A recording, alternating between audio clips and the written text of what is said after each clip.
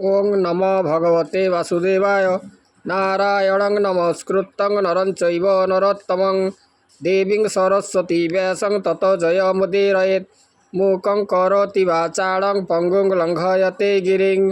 यत्कृपातमहं वन्दे परमानन्दमाधवं। निगमकल्पतरुर्गलितं फलं सुखमुखदमृतद्रवसंयुतं पिबत भागवतं रसमालयं मुहुरहुरसिका भुवि भावुकाः।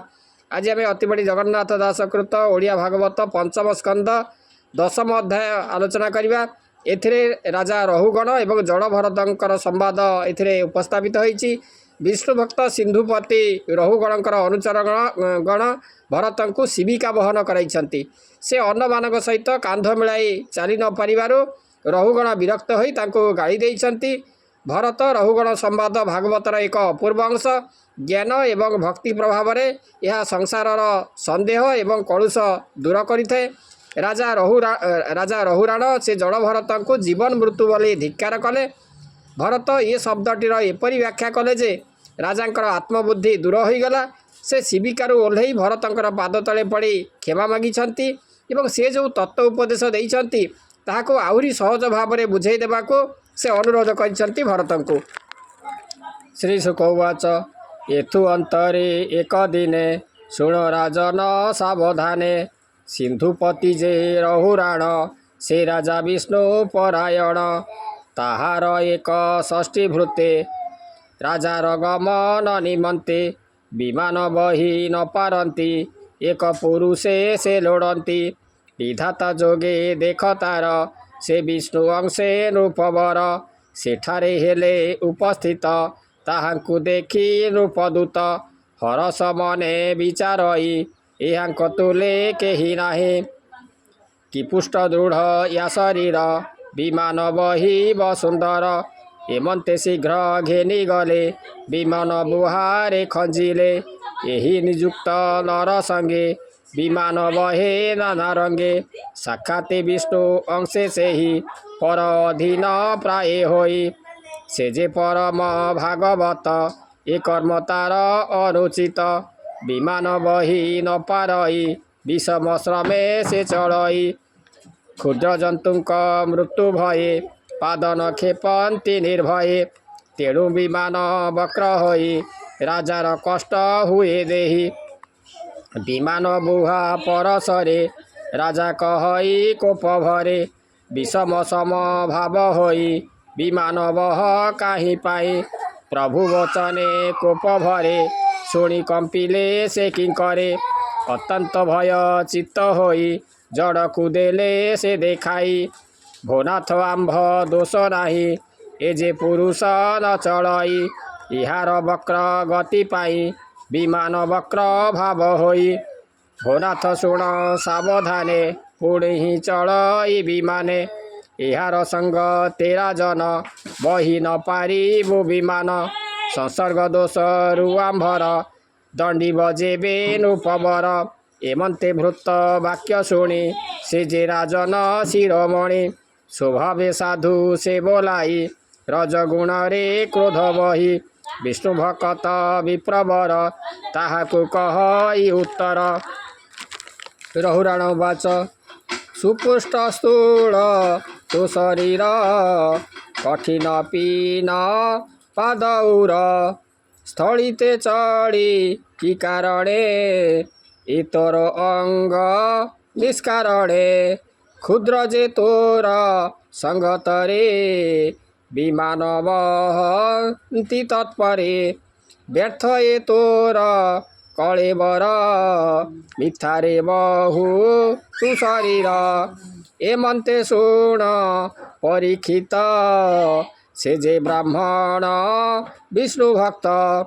एमंत वच ने मौन स्वभावे बह ई विमान पुणी विमान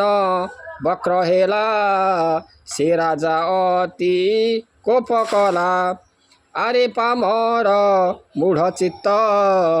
जीवन थाऊ तु ही मृत ए मोर अंगे कष्ट देऊ उन्मत्त भाव किं पाबहु जमर प्राय मु अटई दुष्टंक दर्प मु ध्वंसई तोहर मत भाव मोहि आज जे दूर करिबई एमन्ते अति निन्दामान बहुत कला से राजन रजगुणरू क्रोध तार तम गुणरू अहंकार सकल भूते दयासार से जे ब्राह्मण र कुमार ईशत हास वचन रे वचन कह ई राजा रे भरतवाच भो नृप शुण सावधाने तुम्भे जे कहिल वचने गमन करी न पारई से कथा उचित अटई ए कथा आम्भ साधुपण लोकरे करन्ति गायन जीवन मृत जे बलई से कथा सत्य जे कहिल क्लेश शरीरे ए आम्भर केबे नुहे नृपवर मान अहंकार विजेते ताहार नाना व्याधि हिते क्षुधा पिपासा भय मान मोहर नाही हे राजन निद्रा विहार क्रोध जेते मोह अहंकार समेते जे प्राणी देह बंत होई ताहार तही एते थाई मोहर देहे एते नाही जीवन थाउ मृत मोहि किय बा काहा कुबहई एमंत मोहि न देखई केबा ईश्वर के किंकर एमंत न देखी ऊपर तुम्भ आम्भर ए विचार किंपा कहिल नृपवर आम्भे कि कहिबु तुम्भरे स्वभावे ए जड़ शरीरे प्रमत्त जड़ भावे मोहि विमान केबे हेन बही श्री शुकवाच शुण परीख नृपवर से जे ब्राह्मण र कुमार सुशील सम साधु चित्त विशेषे विष्णुर भक्त ताहार वाक्य अनुसारे एमंत कही से मधुरे प्रारब्ध कर्म क्षय पाई पुणी बसंती तुनि होई तत्तयज्ञ शांति मनरे से जाऊथिला स्नेह भरे विषय कर्म करी दूर एमंते शुण नृपवर द्विज वचन तत्व ज्ञान विषय ताप विखंडन अमृत प्राय ताहा जानी मने चिंतिला नृपमणि तक्षणे शीघ्र राई भोई विमानु पड़िला ओह्लाई ब्राह्मण पाद जुगल रे शिर अर्पिला शीघ्र तरे क्षमा कराई अपराध कहई वाक्य गद गद रहुराण वाच के तुम्भे कह स्वामी मोरे करुणा कर एकिं करे गुपत होई भ्रमु थाव ब्राह्मण रूप तुम्भे बही विदा अवधू तबे सरे किबा अवधू तबे सरे केमंते बही लय ठारे काहि तुम्भर निज स्थान केमंत बही लभिमान एजे अपराध मोहर क्षमा तु कर द्विजवर इंद्रादि जेते देवासुर शंकर आदि दिवाकर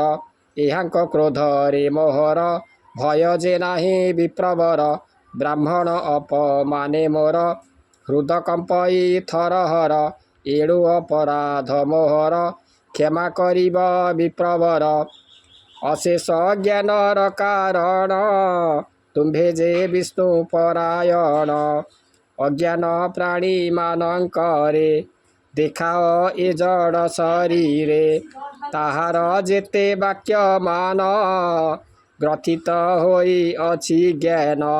सकल ज्ञानवंत होई तोते मु प्रसन्न करई ज्ञान स्वरूप एतो हर भोनाथ मोते कृपा कर उत्कट जड़ रूप होई प्राणी हिते भ्रमु थाई भोनाथ विप्र जोगेश्वर मुमूढ़ मती जे पामर केमंत तोते चिन्ही बई स्वभावे गृह बंधे रही ए जे मोहर अनुचर अत्यंत मूढ़ दुराचार अज्ञान हेतु आनी देले विधाता घटनार बळे शुण परीक्ष सावधाने से विप्र नृपर वचने ज्ञान वैराग्य आदि करी सकल एथि अछि पुरी गोविंद पाद पद्म तले मन तू रख सुनिश्चले पंचम स्कंदे एहु बाणी शुणी संसारु तर प्राणी कृष्ण चरणे नित्य भज कहई जगन्नाथ दीज। इति श्रीमद्भागवते महापुराणे परमहंस संहितायां वैयासिकां पंचम स्कंदे रहुराण जड़ भरत संवादे नाम 10 अध्याय। ओम नमो भगवते वासुदेवाय।